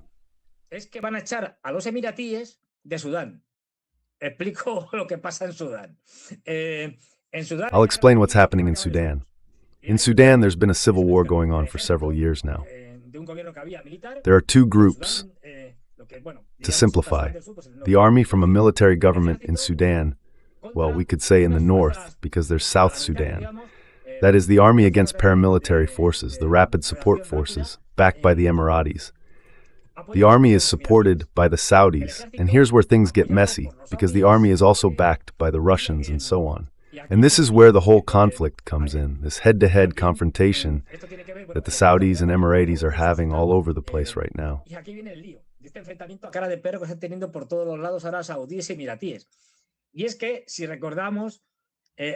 And the thing is, if we remember, back in December, Israel suddenly appeared here with the famous recognition of Somaliland, the former British Somalia, which after decolonization, together with Italian Somalia, formed Somalia. So this is important. Why? Well, why is this important? Because there's a multi-sided confrontation going on here. Let me see if I can explain it. We have, for example, the Emiratis, who in order to support forces in Sudan from the United Arab Emirates, need the Berbera airport from which they could go directly from here. And again, from Berbera, which is in Somaliland, well, Somaliland is up here, this one, that one over there. This, well, there's also a new port there and so on. Right, that part, no, the other part over here is already Puntland. This is just a mess. Punlandia. Es que esto es un cachondeo. Quiero decir, la parte más hacia el este. I mean, the part further east. This is already Puntland. It already reaches the red line, more or less. Yes, more or less. Well, the Emiratis were using this port and the airports around here from a state that nobody knew about, and that has just been recognized by Israel, where they're going to set up a military base and create quite a mess to send military supplies and mercenaries to Sudan, to those Sudanese rapid reaction troops. Of course, what's happening now? Since the Saudis have declared war on the Emiratis, they've said, for the moment, if the planes fly over our territory, we forbid it. They're no longer going to fly over Saudi Arabia. You can go around that way, but you're not flying over Saudi Arabia.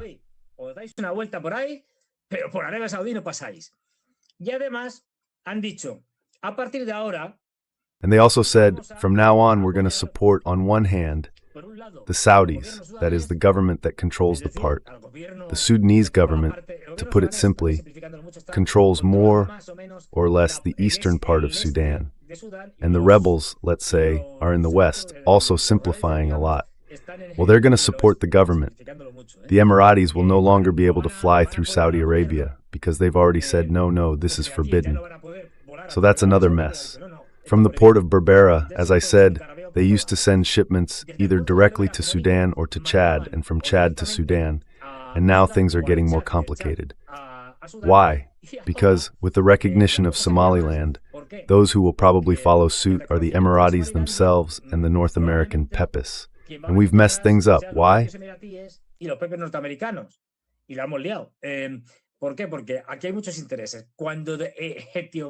Because there are a lot of interests at play here.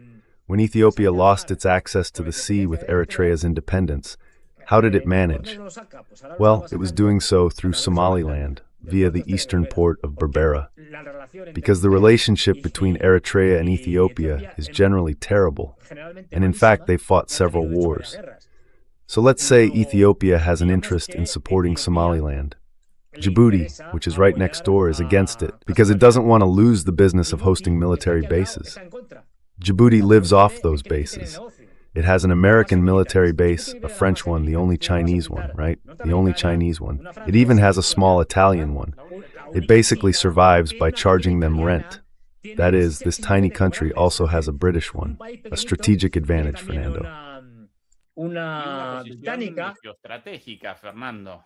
Yes. Exactly. All of this revolves around the Bab el-Mandeb Strait. That's why everyone is so interested in positioning themselves in this area. What happened? The Egyptians, who are at odds with the Ethiopians along with the Sudanese, are also in conflict over a dam, the Renaissance Dam on the Blue Nile. In other words, they've said, no, we strongly support Somalia, let's say the former Italian Somalia, the other Somalia, and we are against the recognition of Somaliland. And we will do everything possible, and even the impossible, to prevent it from happening.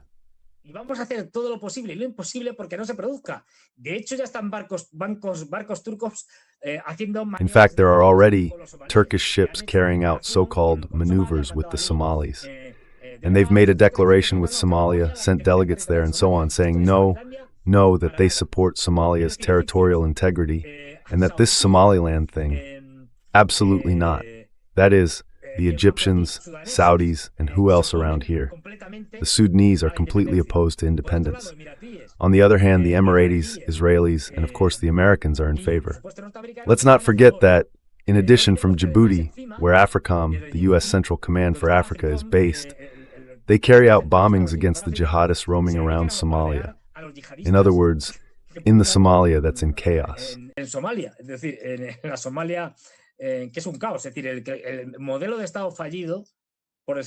That is to say, the quintessential example of a failed state is Somalia, where there's a government, well, there are a bunch of tribes, jihadists, and so on. In short, a failed state that controls almost nothing and faces serious problems with the Al-Shabaab jihadists. Well, right now there are huge disputes that could very well end up in proxy wars, potentially involving Libya, since the Emiratis also have bases there. While, for example, the Turks are also against the recognition of Somaliland and have sent ships. The Egyptians too. In other words, there's quite a setup there at the moment. On one side, a brutal war between the Saudis and the Emiratis.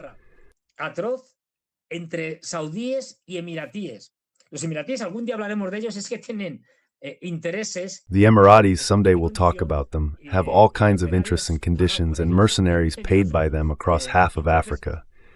And so right now this situation is explosive. So it shouldn't surprise us if, I don't know, in a few months or later this year, conflicts start breaking out all over the Horn of Africa. In Sudan, it's already happening. We already have a war like in Libya, like in other places, but major conflicts. Because, for example, Ethiopia is another country with many ethnic groups and a Christian majority, but also Muslim minorities, and on top of that, ethnic divisions. This comes from having had a war. The Ethiopians had one recently, last year, and it ended within their own territory.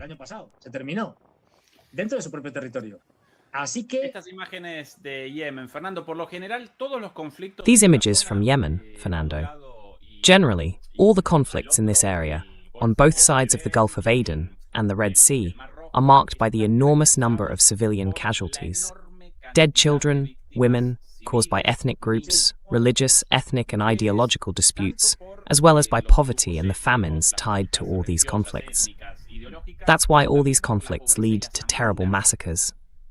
The one in Yemen, you'll remember the images of the malnourished children, horrible.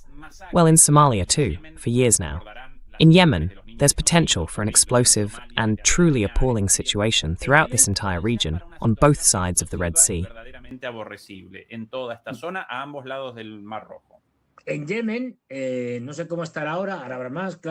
In Yemen, I don't know what the situation is like now. There must be more, of course, but it's been, well, maybe 5 years or so. So the figures that were given back then, even those recognized by the United Nations, were around 300,000 dead. But that's outdated. Anyway, now there must be many more.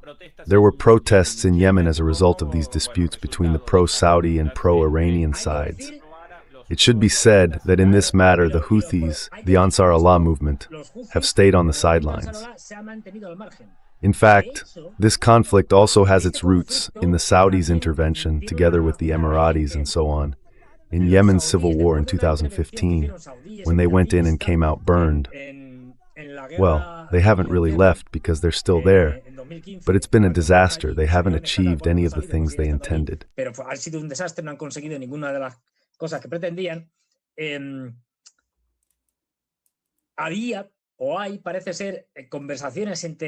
There were, or there are, apparently talks between Ansar Allah and Saudi Arabia to reach a final agreement, because the Saudis are fed up and want to leave.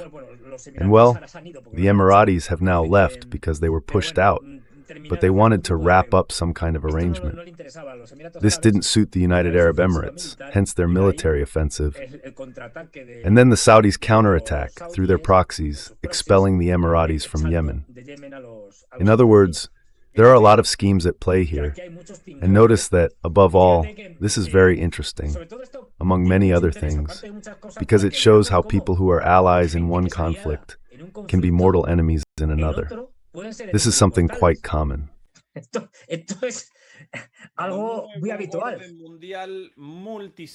multicentric world order, at least that's how I describe it, although we could also call it multipolar, will be characterized by that, by shifting alliances depending on specific economic, political, cultural interests, and so on. Fernando, 2 things before we continue. By the way, we've already gone through a good part of the scenarios. Yes. Of geopolitical tension, with until recently the possibility of a US attack, the most likely being Iran, Greenland the second, although they will surely decide here on a resolution for the conquest of Greenland without the need for a confrontation with the Kingdom of Denmark. That will indeed bring about the destruction of NATO, without a doubt. But before that, Fernando, before the last point, I wanted to make 2 comments on matters unrelated to this. First, about today's news this morning. The shutdown of the English language channel of my friend Pascal Lotats.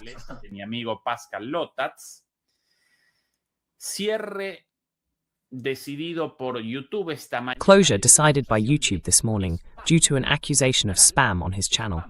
Spam as if he were producing illegitimate videos for illegal purposes, copying things from other channels. Truly absurd. In the morning, surprised by this news, I called Pascal, and he told me he had already started the appeal. The appeal was first rejected, but eventually it was approved. And by the way, he on his channel, this is a sister channel, Pascal Lotats, Besides his skill and worth as a geopolitical analyst, is a first-rate guy, always with us, with this channel, with the best attitude. Con la mejor de las predisposiciones. De hecho, nosotros aquí presentamos muchísimos videos. In fact, we've shown many videos here, interviews or other content published on his Spanish language channel, reposted here with his permission. He's helping, by the way. And the last video published before the channel was shut down this morning featured Jacques Vaux, the Swiss colonel who was censored, or rather sanctioned, by the European Union. Well, he did an interview with a German journalist who has been ostracized by the European Union, here in Germany. A man truly committed to peace and to a better world, in addition to his, once again, remarkable analytical ability. Una vez más, de su enorme capacidad analítica, por eso yo personalmente lo quiero mucho. That's why I personally like him a lot. Well, he already posted today, a few hours ago, a video on his English channel explaining what happened, shortly after the channel was finally reactivated in the last few hours, which means his appeal was accepted, of course, because the reason for the channel's shutdown for spam was laughable. Now then, Fernando, once again, he shows on his channel the original message he received, and so on. According to him, it was possibly a mistake.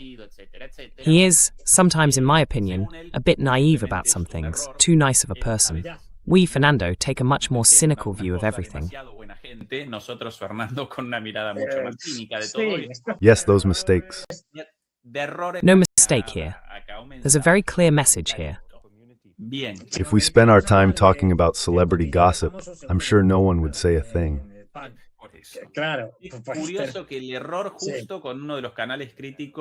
It's curious that the mistake happened precisely with one of the English language channels that's most critical and has the widest reach. Spanish helps us, Fernando. And the fact that the unipolar world order, led by the United States, conceptualizes Spanish, Italian, Portuguese, French, and even non-English Germanic languages like German as subhuman, as barbaric. That's why we appear somewhat outside their censorship radar. Every so often, they impose censorship measures, but not the closure of the channel.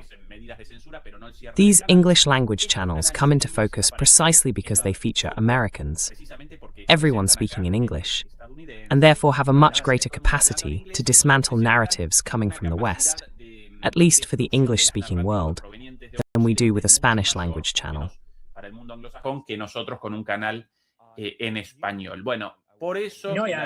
Well, that's why.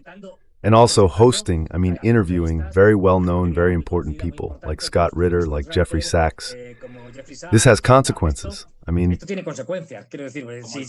If he goes out interviewing Colonel McGregor, of course, that shows up everywhere. Judge Napolitano, Larry.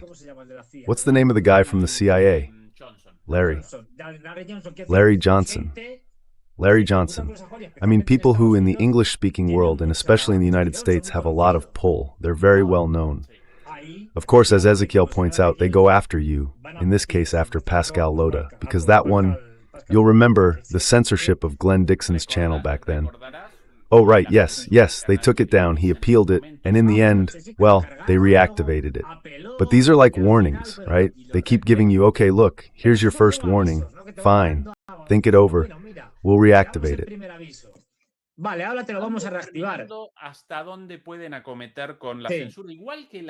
How far can they go with censorship? Just like the economic sanctions imposed by the European Union, they shape the reaction, don't they? How much people react to authoritarian advances. If society, or in this case, the YouTube user community, accepts this, then they strike with greater ferocity. That's why I'm linking the second announcement, the second comment about this. That's why, my friends, there's an urgent need for you to join us on our Patreon channel. By the way, Fernando, no, but also on YouTube.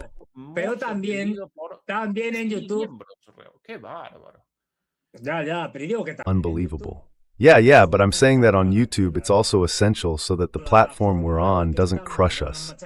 Likes, share, as I like to say, both with friends and most importantly with enemies, because they're the ones who get angry and spread it more. And post anything, write something, because that helps us a ton. If the algorithm that's after us sees that we have lots of likes and so on and whatever, the algorithm chases us a little less. El algoritmo nos persigue un poco menos. Efectivamente, cuanto mayor la difusión en la Exactly. plataforma, menor The greater the reach on the platform, the lower the likelihood of censorship. And this is how Pascal Lothar is reacting today. Many of us, myself included, immediately filed complaints about this, including Jeffrey Sachs himself, Ambassador Chas Freeman, another major English-speaking geopolitical expert. Well, that led to the channel being reactivated, but obviously, Fernando, we must at the same time create alternative channels. Yes, that's clear. The critical geopolitical analysis. And that's why we created this, our Grinding Myths channel on Patreon. Almost 1,000 subscribers already.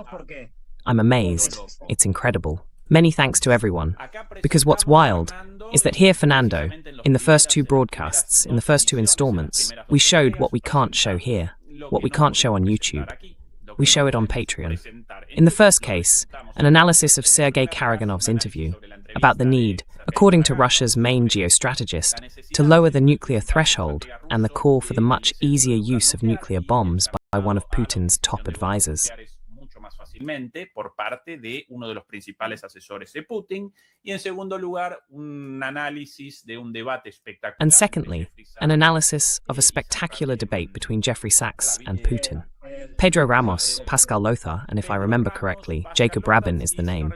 3 experts on Zionism. The history, the stages, the current situation, terminal now for Zionism, which they describe as ethnic, messianic, and according to them, outright genocidal, are all fascinating. Well, we present that there because we can't present it here. In just a few days, we're going to release the 3rd episode, a spectacular one, also super interesting. If you can join us over there, in parallel with what we're doing here, those exclusive Patreon contents, please support us, of course, both because of how interesting the material is and because of the growing censorship. This is our way of presenting what we can't present here.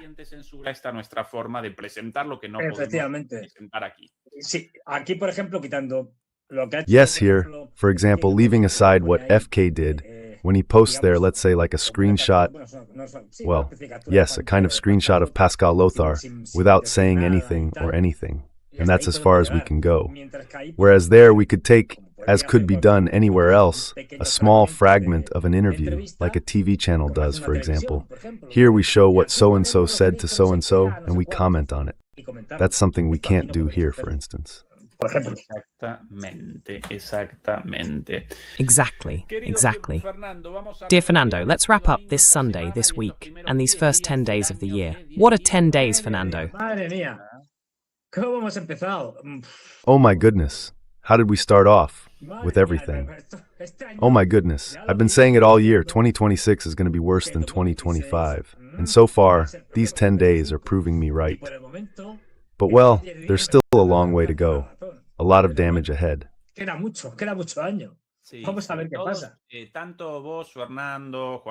Let's see what happens.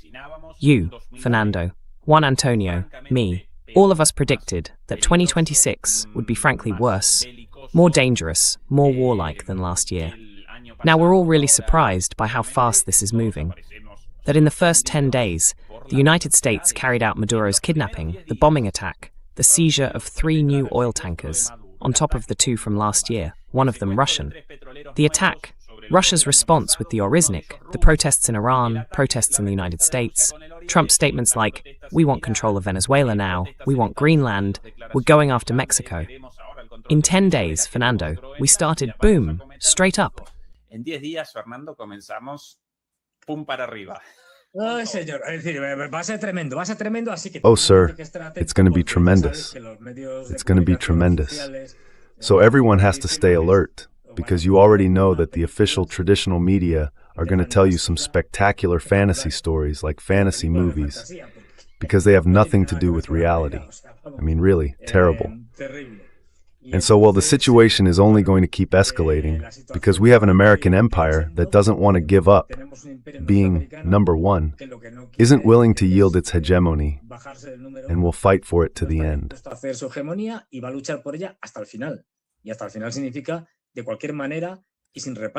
And until the end means by any means necessary and without hesitation, and we're already seeing this as in the case of Venezuela or elsewhere. That is to say, Trump, ultimately, what we said at the beginning, is a guy with his brash style and all that, but he's a symptom or a consequence, not the cause. The cause is an American empire that increasingly feels the urgent need to destroy basically everything that is directly or indirectly connected to China. And that's what it's doing. Because Venezuela was an ally of China and still is, with many investments in the oil sector. Because by attacking oil tankers, you're wrecking international trade and triggering a process of regionalization. In other words, you're dismantling globalization and trying to build a process of regionalization in which global trade weakens and slows down.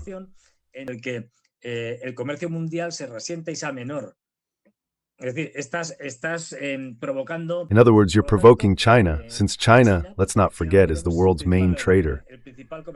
If you wreck, to put it bluntly, global trade or reduce it or make it more expensive or make it worse, supply chains will go down the drain.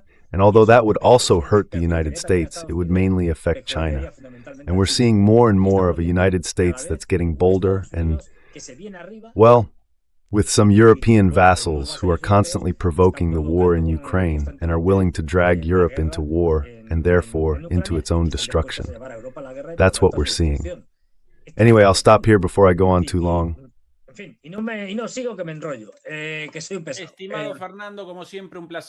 Dear Fernando, as always, it's a pleasure to be with the Demolishers, both men and women. Thanks for joining us as always. Remember to like, subscribe, support us through PayPal memberships, and for those who can, also on Patreon. And to Beatriz Pulido, as always, her birthday was just recently. A very happy birthday. Best regards, and see you soon. Goodbye. See you later.